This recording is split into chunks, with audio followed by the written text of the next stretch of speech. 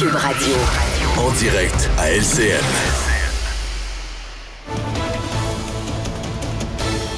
– 14h30. Bon après-midi, Yasmine.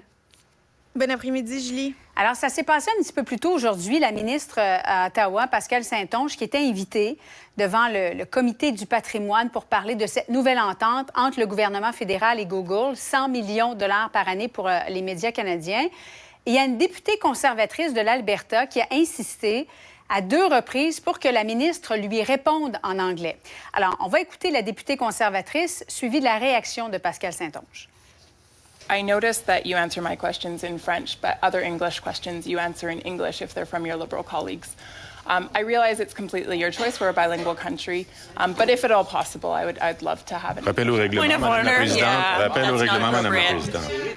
Madame la Présidente, j'ai pas besoin de vous rappeler et de rappeler à ma collègue que nos invités, comme les membres de ce comité, peuvent s'exprimer dans la langue officielle de leur choix. Nous avons un service d'interprétation extrêmement efficace. C'est insultant pour les Québécois, présentement. Je suis francophone, je viens du Québec. J'ai passé ma vie à défendre la langue française. J'ai étudié en littérature française et québécoise.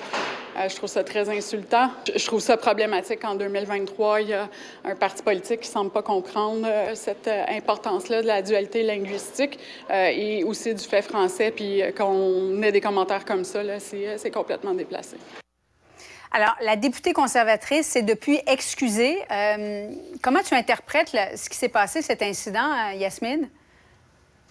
La provocation, c'est c'est vraiment de la provocation. Là. La députée Thomas sait très bien qu'on est un pays bilingue où, à la Chambre des communes, on répond avec la langue de notre choix. Il n'y a personne qui doit ou qui peut finalement nous imposer la langue à laquelle on répond lorsqu'on est à la Chambre des communes. Et utiliser la langue avec laquelle la ministre du Patrimoine canadien interagit avec les collègues ou en Chambre comme une arme politique, ça, c'est de la bassesse politique. Ça, c'est absolument, absolument désastreux comme argument politique. Là. Madame Thomas vient de... je sais pas comment les députés, d'ailleurs, les députés conservateurs de Québec, là, de la province du Québec, là, des Gérard Deltel notamment, pensent de ça. Qu'est-ce qu'ils pensent de la sortie de leurs collègues? Est-ce qu'ils pensent que c'est respectueux envers les Québécois? Est-ce qu'ils pensent que c'est respectueux envers les francophones? Est-ce qu'ils pensent que c'est respectueux envers ce supposé bilinguisme au Canada? Moi, je suis profondément choquée de voir qu'une députée fédérale conservatrice puisse utiliser notre langue comme arme politique partisane. En même temps, Mme Thomas, je ne comprends pas pourquoi Mme Saint-Onge a répondu en anglais à différentes questions qui ont été posées par ses collègues députés libéraux. Et dans le fond, elle demande d'avoir le même traitement que les autres. Il n'y a personne qui peut justifier quelle langue a choisi Madame Saint-Onge. Madame Saint-Onge choisit la langue qu'elle veut pour répondre aux questions qu'elle veut. Et il ne s'agit pas ici d'un jeu politique qu'elle fait. C'est normal qu'elle veuille répondre dans la langue, finalement, dans sa langue maternelle, celle qu'elle maîtrise le mieux, qui est le français, lorsque ce sont des questions qui proviennent de l'opposition et donc souvent des questions plus pointilleuses, plus techniques, qui ont des risques plus importants, des risques politiques, mais aussi stratégiques. Alors, une personne veut prendre la langue qu'elle maîtrise le mieux pour pouvoir y répondre avec toutes les nuances nécessaires, et c'est le français dans le cas de Mme Saint-Onge. Rien que le fait que Mme Thomas voit en l'utilisation de la langue française ou anglaise une stratégie politique partisane de la part de Mme Saint-Onge démontre sa mauvaise foi, tant qu'à moi. Oui, voilà qui est très clair de ta part, Yasmine. Maintenant, grève FAE entre la FAE, les membres de la FAE et le gouvernement. Bon, il pourrait peut-être y avoir une entente. La FAE, en tout cas, réévalue toutes ses options. Est-ce que ça veut dire mettre fin temporairement à la grève générale illimitée? Est-ce que ça passe par la nomination d'un conciliateur? Comment tu vois ça, toi, Yasmine?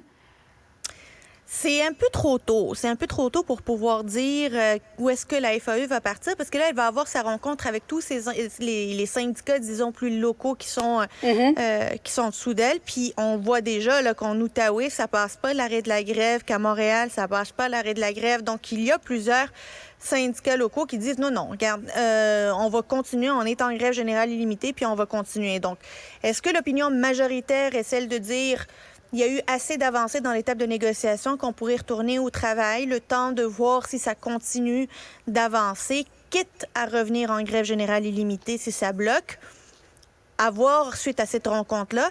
Mais moi, j'ai peu d'espoir de voir de voir la situation se régler avec la FAE avant le Front commun. J'ai l'impression que le Front commun est plus ouvert à discuter avec le gouvernement que la FAE. On a vu des messages très carrés, une fermeture de la part de la FAE et même des syndiqués. J'ai de la misère à croire que la FAE va régler avant. As-tu l'impression qu'il y a une pression aussi qui pourrait venir des membres de la FAE qui sont sans fonds de grève?